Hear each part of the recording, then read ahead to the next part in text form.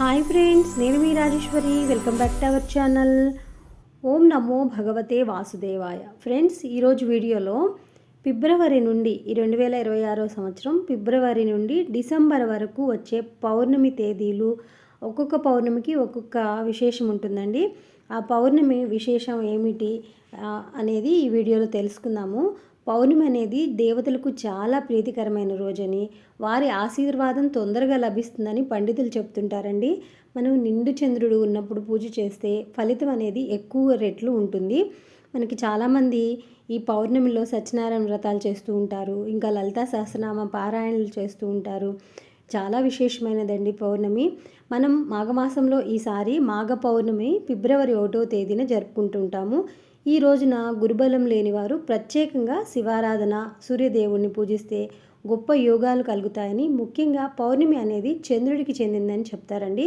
చంద్రుడి అనుగ్రహం కావాలన్నా, ఇంట్లో కలహాలు పోయి సంతోషంగా ఉండి అందరూ శాంతి సంతోషాలతో, అంటే శాంతిగా గొడవలు లేకుండా ఉండాలంటే చంద్రుడిని పూజించడం చాలా మంచిదండి. ఆరోగ్యపరంగా కూడా మనకి మనసు ప్రశాంతంగా ఉండాలంటే చంద్రుడిని పూజించాలి. మరి ఈ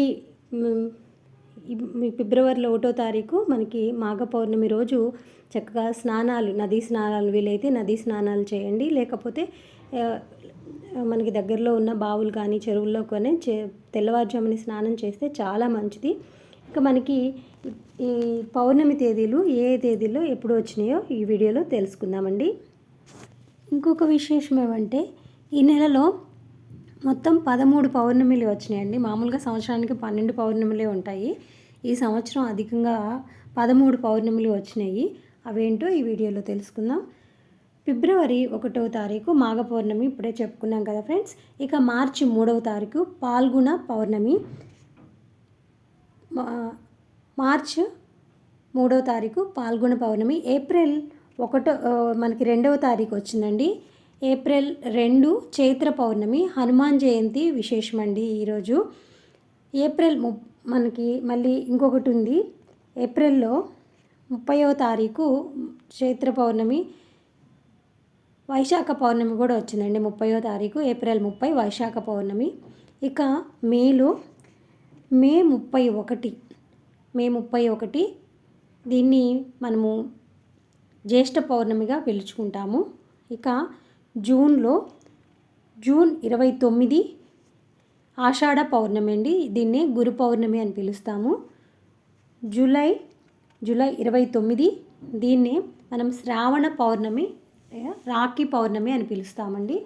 ఈ శ్రావణ పౌర్ణమికి ముందుగా మనము చక్కగా లేడీస్ అందరూ ఎంతో ఇష్టమైనది వరలక్ష్మి వ్రతాన్ని చేసుకుంటూ ఉంటారు.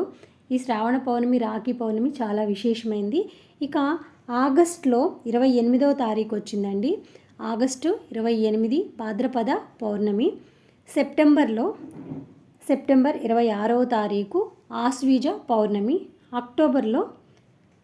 అక్టోబర్ మనకి 26వ తారీఖు కార్తీక పౌర్ణమి అండి.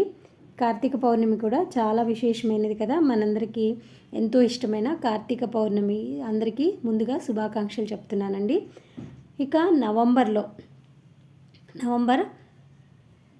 24వ తారీఖు మార్గశిర పౌర్ణమి. ఇక డిసెంబర్ 24 నవంబర్లో 24వ తారీఖు, డిసెంబర్లో కూడా 24వ తారీఖే వచ్చింది. ఈ డిసెంబర్లో పుష్య పౌర్ణమి అని పిలుస్తారు. ఇదండి ఈరోజు వీడియో. ఈ వీడియోని ఇంతటితో ముగిస్తున్నాను. మీకు ఏదైనా డౌట్స్ ఉంటే కామెంట్ సెక్షన్లో కామెంట్ చేయండి. నేను ప్రతి ఒక్కరికి కూడా రిప్లై ఇస్తాను. బాయ్ ఫ్రెండ్స్, నమస్తే. ఓం నమో భగవతే వాసుదేవాయ. జై శ్రీమన్నారాయణ.